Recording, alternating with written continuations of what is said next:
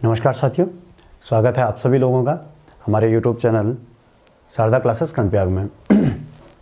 तो जैसे कि हमने पिछली वीडियो में जो देखा था हमने कि किस तरीके से हमारे जो चंद वंश के जो शासक हुए उनका शासनकाल स्थापित हुआ। ठीक है, उनमें से जो हमने पिछली कक्षा में जो हमने डिस्कस किया वो हमारे बाज बहादुर चंद, जो कि इस राजवंश के सबसे महान शासक हुए। तो बाज बहादुर चंद के बाद अगले शासक हमने उद्योग चंद का उल्लेख देखा।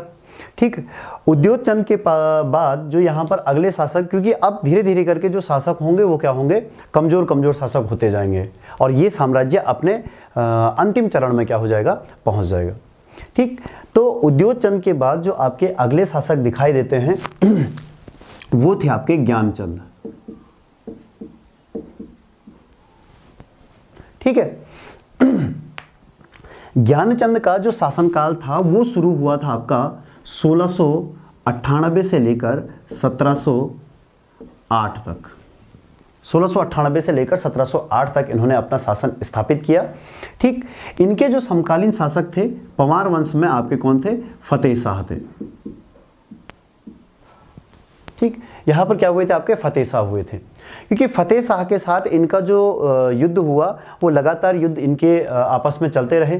ठीक है, जिनमें से एक प्रसिद्ध युद्ध था आपका 1703 का दुधौली का युद्ध। याद रखिएगा, ये दुधौली नामक स्थान पर हुआ था और दुधौली के जो युद्ध थे, दुधौली युद्ध में क्या हुआ था, आपका जो ज्ञानचंद था, इस ज्ञानचंद की क्या हुई थी, विजय हुई थी।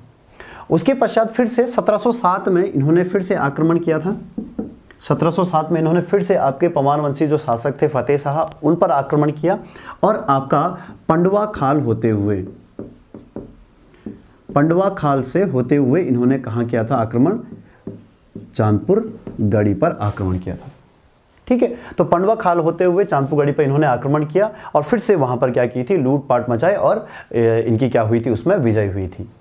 इन्हीं युद्धों के दौरान जो ज्ञानचंद था, हमने पहले भी डिस्कस किया था इस चीज़ का कि जब बाज बहादुर चंद ने आपका बधानगढ़ पर आक्रमण किया तो उन्होंने वहाँ से जो नंदा देवी की मूर्ति थी वो अपने साथ विजय उत्सव या विजय स्वरूप लेके गए थे। अब जब आपके ज्ञानचंद यहाँ पर शासक हुए और उन्होंने जब आपके गढ़वाल को विजिट किया तो इन्होंने क्या किया, जो नंदा देवी की जो मूर्ति थी, मूर्ति तो पहले ही जा चुकी थी, लेकिन इस मंदिर के जितने भी स्वर्ण आभूषण थे, ये स्वर्ण आभूषण अपने साथ लेके गए और जो नंदा देवी की मूर्ति थी जो कि मल्ला महल में स्थापित की गई थी, वहां पर उन्होंने इसका क्या बना दिया था, इन आभूषणों से उनका आवरण बना दिया था। तो इस तरीके से मूर्ति को बाज बहादुर चंद लेके गए और वहां से जो स्वर्ण आभूषण थे वो लेके गए थे आपके ज्ञानचंद। ठीक है, तो ये हुआ था आपका ज्ञानचंद का शासनकाल। ज्ञानचंद के द्वारा जो आपका कत्यूर घाटी है, याद रखिएगा, जो बद्रीनाथ मंदिर है, एक बद्रीनाथ मंदिर आपका अल्मोड़ा क्षेत्र में भी स्थापित है। वहां पर जो आपका बद्रीनाथ मंदिर स्थापित किया गया है वो बाज बहादुर चंद के द्वारा। और कत्यूर घाटी में जो आपका बद्रीनाथ मंदिर है, इस बद्रीनाथ मंदिर का निर्माण जो किया था वो आपके किसने किया था, ज्ञानचंद ने करवाया था। ठीक है, तो ये छोटा सा शासनकाल रहा आपके ज्ञानचंद का। ठीक, ज्ञानचंद के बाद जो हमें अगले शासक दिखाई देते हैं वो हैं जगतचंद। अगले शासक जो हुए वो हैं आपके जगतचंद। लगभग 1708 से लेकर 1720 ईस्वी तक इन्होंने क्या किया, अपना शासन स्थापित किया। जगतचंद का शासनकाल चंद राजवंश में स्वर्ण काल के नाम से जाना जाता है। ये पहले शासक हुए कि जिस समय जो आपकी जनता थी वो भी बहुत सुख चैन से थी, राज्य बहुत धन धान्य से भरा हुआ था। इस समय जो आपका तराई क्षेत्र था उसको नौलखिया क्षेत्र के नाम से उसको जाना जाता था। ये क्योंकि यहाँ से जो आपकी आय प्राप्त होती थी उस समय वो 9 लाख रुपए की क्या होती थी, आय प्राप्त होती थी। तो इसीलिए इनका जो साम्राज्य रहा वो क्या रहा, बहुत ही ज़्यादा वैभवपूर्ण रहा और बहुत ही ज़्यादा सुख समृद्ध रहा। इसीलिए इनके शासनकाल को क्या कहा जाता है, कुमाऊं का या चंद राजवंश का स्वर्णकाल कहा जाता है। ठीक है। इन्होंने भी वही आपका गढ़वाल पर विजय प्राप्त की थी। इनके शासनकाल में भी जो इनके समकालीन हुए वो आपके फतेह शाह थे, याद रखिएगा। पंवार राजवंश में इनके समकालीन जो शासक हुए वो फतेह शाह थे। और वहीं अगर मुगल बादशाह देखा जाए कि जो मुगलों में इनके जो क्या हुए थे, समकालीन हुए, तो 1708 से 1720 है। तो इसीलिए इस समय जो हुए थे आपके बहादुर शाह प्रथम। बहादुर शाह प्रथम क्या थे, इनके समकालीन थे, क्योंकि औरंगजेब जो थे वो औरंगजेब की मृत्यु 1707 में हो चुकी थी। अब दिल्ली की गद्दी पर आपके बहादुर शाह प्रथम थे, ठीक है। तो इन्होंने जितनी भी लूटपाट आपके पंवारों से मचाई हुई थी या इनके साम्राज्य से लूटा हुआ था, उसका सारा धन या उसमें से जो कर के रूप में जो दिया हुआ था वो आपके बहादुर शाह प्रथम को दिया, ठीक है। जगत चंद को ये कहा जाता है कि इन्होंने अपने यहाँ पर जो भी जुआ खेलने वाले लोग होते थे, तो जुआरी जो लोग होते थे उन जुआरियों पे भी इन्होंने क्या लगाया था, कर लगाया था, ठीक है। उसके अलावा जो जगत चंद है, जगत चंद ने अपने शासनकाल में कहा जाता है कि सहस्त्र 1000 गायों का क्या किया था, सहस्त्र गोदान, सहस्त्र गोदान इन्होंने किया था। 1000 गायें क्या दी थी इन्होंने, दान में दी थी, ठीक है। तो ये उल्लेख मिलता है आपके जगत चंद के बारे में कि इन्होंने अपने ही शासनकाल में क्या किया था, इस तरीके से कार्यों को किया था। और इनका शासनकाल उस समय का क्या कहलाया, आपका स्वर्णकाल कहलाया, ठीक है। अब जैसे ही आपके जगत चंद की भी मृत्यु हुई, उसके बाद ये साम्राज्य में क्या हो गया, आपका जो अन्य राजा हुए वो बहुत ही ज़्यादा कमज़ोर शासक हुए। और यहाँ पर जो षड्यंत्रकारी थे उनका क्या रहा, बोलबाला रहा। इनके पश्चात जो अगले शासक बने वो थे आपके देवी चंद। अब जैसे ही जगत चंद की मृत्यु हुई, तो देवी चंद की मृत्यु के बाद जगत चंद की मृत्यु हुई, जगत चंद की मृत्यु के बाद देवी चंद आपके अगले शासक बने। लेकिन इनके शासनकाल में इनके जो मंत्री हुआ करते थे, उन्होंने क्या किया, बहुत सारे षड्यंत्र थे, इनको अलग अलग तरीके से बहलाना शुरू किया। कहा गया कि आपको हम विक्रमादित्य बनाएंगे, ठीक है, आप इस वंश के सबसे महान शासक होंगे, इसलिए आप बहुत सारा दान कीजिएगा। जो राजकोष था उसको अलग अलग तरीके से इन्होंने क्या किया था, इनसे सारे ब्राह्मणों को, कुछ किसी लोगों को बंटवा दिया था, जिससे क्या हो गया, पूरा राजकोष समाप्त हो गया। इसीलिए इस देवी चंद को क्या कहा जाता है, कुमाऊं का तुगलक कहा जाता है।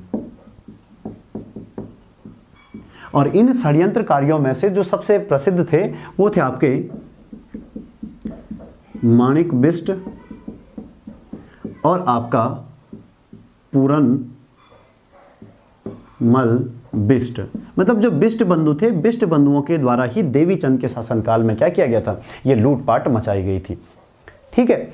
अच्छा, देवी चंद के टाइम पीरियड पे बहुत सारे वाक़या यहाँ पर निकल के आते हैं, बहुत सारी कहानियाँ इनके टाइम पीरियड पे कही जाती है। ऐसा कहा जाता है कि जब श्रीनगर को ये अपने अनुसार से विजित नहीं कर पाए, तो इन्होंने अपने यहाँ पर कुछ पहाड़ियाँ बना दी और उनका नाम श्रीनगर रखवाया, और अपने पूरे सैन्य सामान के साथ उस पहाड़ी को इन्होंने क्या किया, विजित किया, और कहा कि हमने श्रीनगर पर क्या कर लिया है, विजय प्राप्त कर ली है, ठीक है। उसके अलावा एक वाक़या ये भी मिलता है कि इनके द्वारा जो यहाँ पर कुछ चीड़ के पेड़ हुआ करते थे, वो उनको कपड़े पहनाया करते थे। कहते थे कि जो ठंड सर्दियाँ होती हैं, सर्दियों में उनको क्या लगती है, ठंड लगती है। तो ऐसी कुछ जो अराजकता की जो स्थिति है वो दिखाई देती है किसके काल में, देवी चंद के काल में। तो इसीलिए इनको क्या कहा जाता है, यहाँ का कुमाऊं का तुगलक भी इनको कहा जाता है, ठीक है। बाद में इन्हीं बिष्ट बंधुओं के द्वारा देवी चंद की हत्या करवा दी गई, ठीक है। और यहाँ पर जो आपके अगले शासक नियुक्त हुए वो थे आपके अजीत चंद। अगले शासक दिखाई देते हैं आपके अजीत चंद जी। छोटा सा शासनकाल था, ठीक है। फिर से षड्यंत्रकारी वही आपके बिष्ट बंधु माणिक बिष्ट और आपका पूरनमल बिष्ट, इन दोनों ने यहाँ पर बहुत सारी लूटपाट मचाई। लूटपाट मचाने के पश्चात या इनकी जो लूटपाट है, जब अजीत चंद का शासनकाल था, बिष्ट बंधुओं की जो लूटपाट थी उसको कहा जाता है बिष्टों की गेंडा गर्दी, ठीक है, बिष्टों की जो गेंडागर्दी हुई थी वो आपके अजीत चंद के शासनकाल में हुई थी। फिर इन्होंने अजीत चंद की भी हत्या करवा दी, और अजीत चंद की हत्या होने के पश्चात यहाँ पर जब आपकी अराजकता की स्थिति हुई तो बहुत सारे गणमान्य लोग, जो आपके अनूप सिंह तड़ागी था, अनूप सिंह तड़ागी के साथ वो लोग आपके नेपाल में गए, और वहाँ से एक जो शासक थे जिनका नाम था आपका कल्याण चंद, कल्याण चंद चतुर्थ, वो उनको क्या वहाँ से लेके आए और चंदों की गद्दी पर उनको सुशोभित करवाया। तो अजीत चंद के बाद एक व्यवस्थित, थोड़ा से व्यवस्थित शासक ये दिखाई देते हैं। ठीक है, कल्याण चंद चंदों की गद्दी पर बैठे, और कल्याण चंद का जो शासनकाल शुरू हुआ वो लगभग 1730 से लेकर 1747 तक। ठीक है, कल्याण चंद जैसे ही गद्दी पर बैठे, सबसे पहले उन्होंने क्या किया कि जो बिष्ट बंधु थे उनकी क्या करवा दी, हत्या करवा दी, और अपने साम्राज्य में बनी हुई जो अराजकता की स्थिति थी उसे उन्होंने क्या किया, थोड़ा से समाप्त किया। अब शासनकाल इन्होंने शुरू किया तो इसी दौरान आपका 1743 में, 1743 और 44 में कुमाऊं पर क्या हो गया था, रोहिल्लों का आक्रमण हुआ था। रोहिल्लों का पहला आक्रमण जो हुआ था वो कल्याण चंद चतुर्थ के शासनकाल में हुआ था।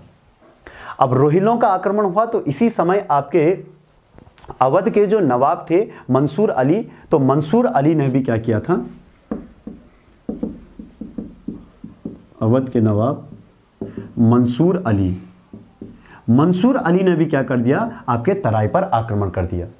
इस तरीके से दो आक्रमणों का सामना करते हुए इनकी क्या हो गई थी, और रोहिल्लों से पराजय हो चुकी थी, और अल्मोड़ा पर जो आपका अधिकार हो गया वो किसका हो गया, रोहिल्लों का, उनका क्या हो गया, वहां पर आधिपत्य हो गया।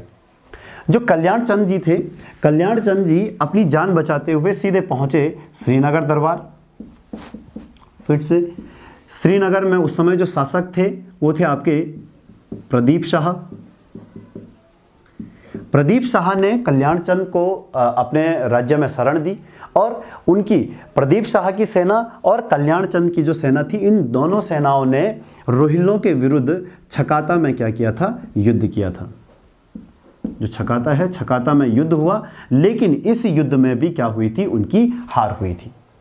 अब हार हुई तो रोहिल्लों ने जो आपका युद्ध क्षति व्यय था वो इनसे क्या किया, मांगना शुरू किया। इस युद्ध क्षति व्यय में लगभग 3 लाख रुपए प्रदीप शाह के द्वारा रोहिल्लों को दिया गया और उनको अल्मोड़ा से बाहर किया गया। फिर तब जाके आपके कल्याण चंद फिर से क्या बैठ गए थे, आपके चंदों की गद्दी पर बैठे। ठीक, कल्याण चंद के शासनकाल में जो साम्राज्य की बागडोर थी वो आपके शिवचंद के द्वारा, शिवदेव जोशी के पास थी। शिवदेव जोशी मुख्य रूप से आपके तराई वाले क्षेत्र में इनको तैनात किया गया था कि वहां से जितने भी बाह्य आक्रमण अल्मोड़ा पर होते हैं उसको रोकने के लिए उनको रखा गया था। कहा जाता है कि आपका 1745 में 12 खेड़ी नामक स्थान से अंतिम रूप से रोहिल्लों को जो पराजित किया था वो शिवदेव जोशी ने ही किया था उनको। ठीक है, इनकी सेना ने, शिवदेव जोशी की सेना ने अंतिम रूप से रोहिल्लों को यहां से क्या कर लिया था, बाहर खदेड़ दिया था। तो ये शासनकाल रहा आपका किसका, कल्याण चंद चतुर्थ का। इनके शासनकाल में एक पुस्तक की रचना हुई थी, कल्याण चंद्रोदयम। ठीक है, जो कल्याण चंद्रोदयम था, ठीक है, वो पुस्तक की रचना जो हुई थी वो आपके कल्याण चंद चतुर्थ के शासनकाल में हुई थी। तो इस तरीके से क्या हो गया था, इनका शासनकाल समाप्त हुआ। अब कल्याण चंद चतुर्थ का शासनकाल समाप्त हुआ तो फिर से आपका जो साम्राज्य था वो क्या हो गया, थोड़ा से कमजोर हो चुका था। इनके पश्चात जो अगले राजा बने वो थे आपके दीपचंद। दीपचंद का जो शासनकाल हुआ वो लगभग आपका 1748 से लेकर आपका 1777 तक।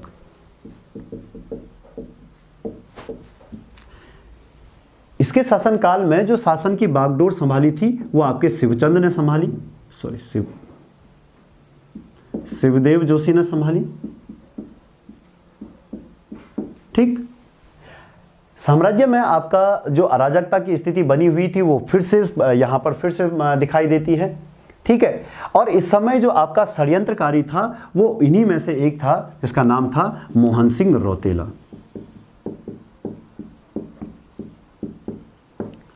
ठीक है, अब मोहन सिंह रौतेला नाम का जो व्यक्ति था वो क्या करने लग गया, यहां पर षड्यंत्र करने लग गया। किसी तरीके से शिवदेव जोशी ने अपने साम्राज्य की रक्षा की।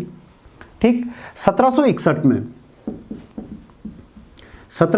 में जब पानीपत का तृतीय युद्ध हुआ, जो कि आपका मराठा और अहमद शाह अब्दाली के मध्य हुआ था, इस पानीपत के तृतीय युद्ध में शिवदेव जोशी या आपका दीपचंद की जो सेना थी उसने जो साथ दिया था वो किसका दिया था, अब्दाली का साथ दिया था।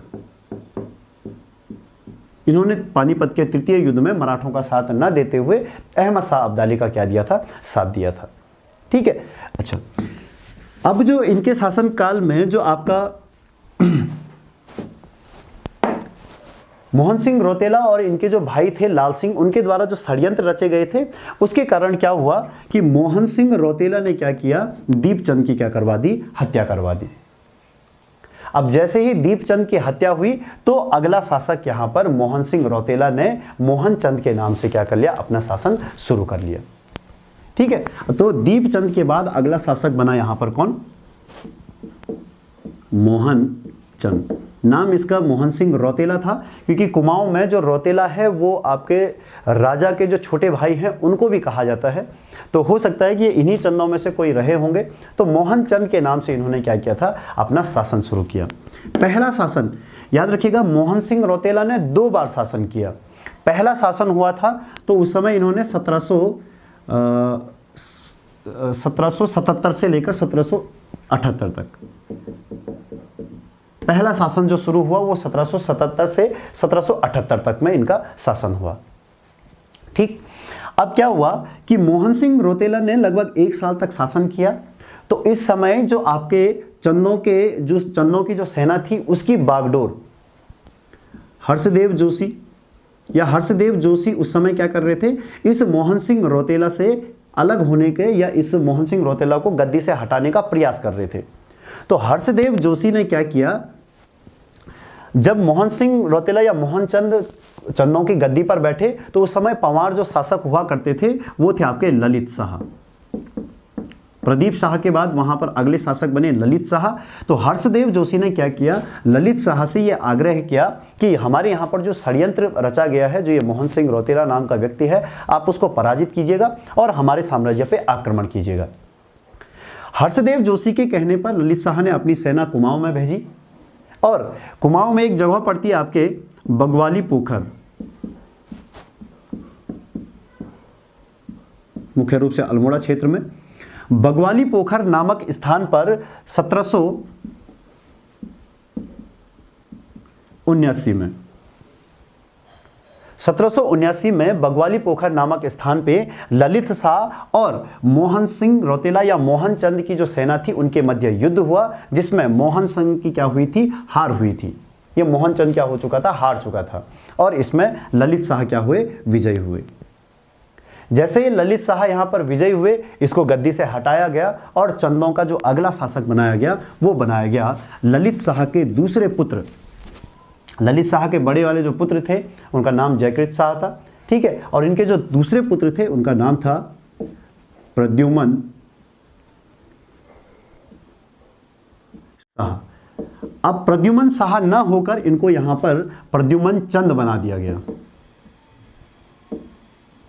तो इस तरीके से अगला शासक ललित शाह के द्वारा या हर्षदेव जोशी के द्वारा किसको बनाया गया, प्रद्युमन चंद को बनाया गया। प्रद्युमन चंद ने लगभग 1779 से लेकर 1786 तक क्या किया था, यहां पर शासनकाल किया, अपना शासन स्थापित किया। इनके जो सेनापति या इनके जो प्रधानमंत्री बनाए गए वो थे आपके हर्षदेव जोशी जी। अब हर्षदेव जोशी जी की स्थिति ऐसी रहेगी कि बार बार अपने साम्राज्य को बचाने के लिए ये जो बाह्य लोग हैं उनका साथ लेंगे। ठीक है, और उनको अपने साम्राज्य में आक्रमण करने के लिए क्या करेंगे, बार बार आमंत्रित करेंगे। इसीलिए इनको क्या कहा गया है, आपका विभीषण की उपाधि भी इनको दी गई है। ठीक, अब प्रधानमंत्री आपके हर्षदेव जोशी बने और शासक बन गए थे आपके प्रद्युमन चंद। इनके विपरीत जो आपके पंवारों में शासक थे वो इन्हीं के बड़े भाई जयकृत शाह थे। जयकृत शाह और प्रद्युमन चंद, इन दोनों के मध्य थोड़े 2-3 युद्ध हुए, क्योंकि युद्ध का मुख्य कारण ये था कि जयकृत शाह ने प्रद्युमन शाह को कहा कि आप मुझसे छोटे हैं, आपका साम्राज्य हमारे पंवारों के अधीन है, तो कर देने का जो अधिकार है वो क्या है, आपका है। जोशी बंधुओं के द्वारा प्रद्युमन चंद को इस चीज का विरोध करवाया गया और उन्होंने श्रीनगर पर आक्रमण करने का क्या किया, निर्णय लिया। इनके द्वारा जब श्रीनगर पे आक्रमण किया गया तो यहां पर बहुत सारी लूट मचाई गई और इसी लूट को कहा जाता है आपका जोशियाना कांड। जोशियाना कांड के नाम से जाना जाता है जब आपके प्रद्युमन चंद के द्वारा श्रीनगर पर आक्रमण किया गया। ठीक है, तो इस तरीके से प्रद्युमन चंद ने लगभग आपका ये 6-7 सालों तक यहां पर साम्राज्य स्थापित किया और जैसे ही 1786 में जयकृत शाह की मृत्यु हुई तो प्रद्युमन शाह ने या प्रद्युमन चंद ने क्या किया, अपने पैतृक साम्राज्य श्रीनगर में ये क्या हो गए, वापस लौट गए।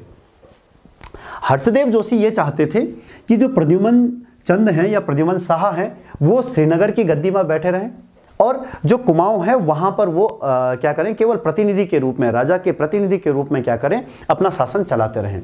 जिससे क्या होगा, कुमाऊं की जो सारी बागडोर होगी वो किसके हाथ में होगी, हर्षदेव जोशी के हाथ में।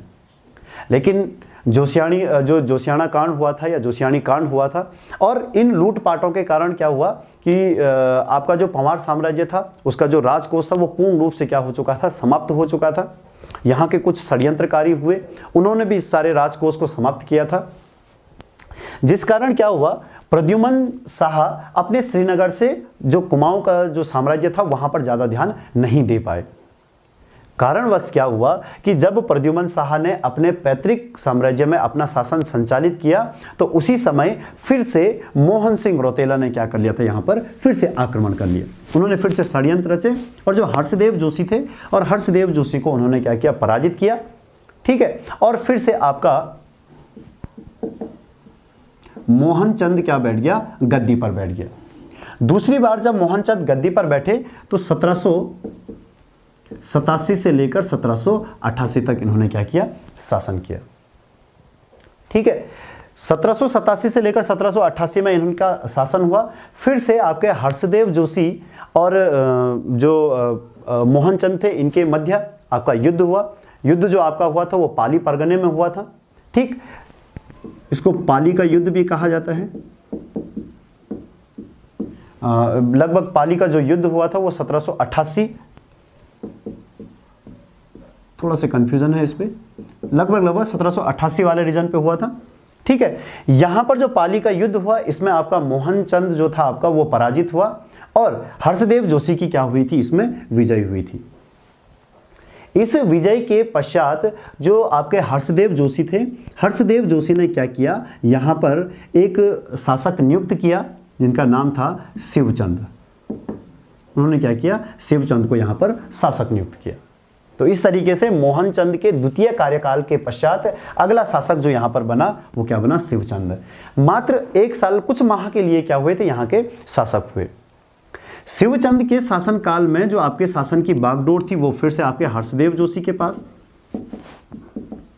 ठीक, अब हर्षदेव जोशी जब इनके संरक्षण में रहे तो उसी समय फिर से आपका जो मोहन चंद था, इनके जो भाई थे लाल सिंह, उन्होंने फिर से आपका पंवार साम्राज्य जो उस समय प्रद्युमन शाह के हाथों में था, तो उनके जो छोटे भाई थे पराक्रम शाह, उनसे सहायता मांगी और उनकी सेना और आपके शिवचंद की जो सेना थी, इन दोनों के मध्य युद्ध हुआ जिसमें कि आपका शिवचंद या आपके हर्षदेव जोशी क्या हो गए थे, हार गए थे। और फिर से आपका जो मोहन चंद था या इसके जो भाई थे लाल सिंह, उनकी क्या हो गई थी, विजय हुई और उन्होंने यहाँ पर इस शिवचंद, क्योंकि इनका इतिहास में उसके बाद कुछ पता ही नहीं चलता ये कहाँ गए, किस तरह कहाँ थे, क्या थे, इनका कोई उल्लेख नहीं है इतिहास में। अगले शासक जो बनाए गए शिवचंद के बाद अगले शासक हुए वो हुए थे इस मोहन चंद के पुत्र और उनका नाम था महेंद्र चंद। महेंद्र चंद। महेंद्र चंद का जो शासन काल हुआ वो हुआ आपका 1788 से लेकर 1790। 1788 से लेकर 1790। और ये इस साम्राज्य के क्या हुए थे, अंतिम शासक हुए थे। ठीक है, चंद राजवंश के 62वें क्रम के राजा और इस राजवंश के अंतिम शासक हुए महेंद्र चंद।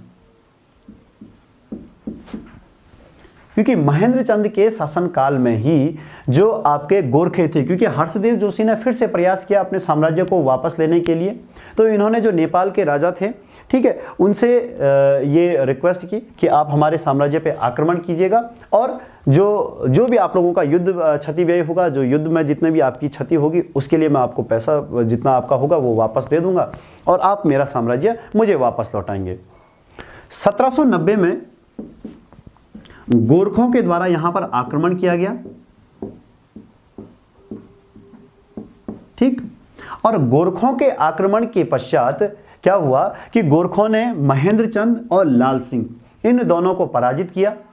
ठीक है, और कुमाऊं पर जो आपका शासन स्थापित हुआ, वो किसका शासन स्थापित हो गया था, गोरखों का शासन स्थापित हो चुका था। इस तरीके से चंद राजवंश का जो ये शासन काल था वो यहीं पर क्या हो जाता है, समाप्त हो जाता है। ठीक है, पहले शासक आपके सोमचंद हुए और इसके अंतिम शासक जो हुए वो कौन हुए, आपके महेंद्र चंद जी हुए।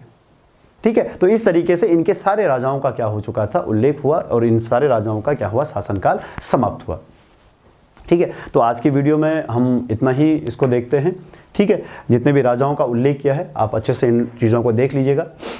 इसकी एक छोटी सी कड़ी, एक छोटा सा भाग और शेष रह गया है, जिसमें कि हम चंद राजवंश के जो शासन व्यवस्था थी, प्रशासन था इनका, उस पर चर्चा करेंगे।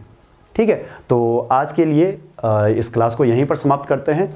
और एक चीज़ और, जो आप लोगों के कमेंट आए हुए हैं, मैं पूरा प्रयास करूंगा कि उसको मैं जल्द से जल्द आप लोगों को जितनी भी इस चंद राजवंश के जितने भी कमेंट या जितने भी सवाल आप लोगों के बने हुए हैं, उसको मैं एक सेशन के माध्यम से आप लोगों तक पहुंचा दूंगा। ठीक है, तो आज के लिए बहुत बहुत धन्यवाद। मिलते हैं आपको अगली वीडियो में।